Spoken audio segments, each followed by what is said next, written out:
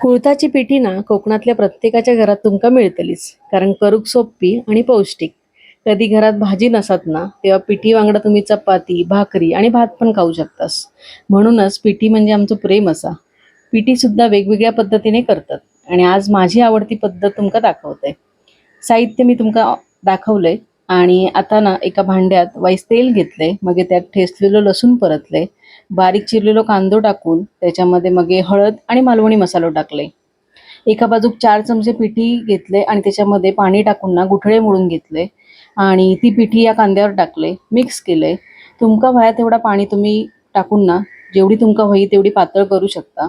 मग त्याच्यात मीठ टाकले, 2 कोकमा टाकले आणि ढवळून घेतले. पिठी कड इलो ना की मग 2 चमचे मी खोबरा टाकलंय, ढवळले आणि मग शेवटाक कोथिंबीर टाकली. इतकी सोपी असा करू. नक्की करा आणि आपल्या चॅनलला सबस्क्राईब पण करा.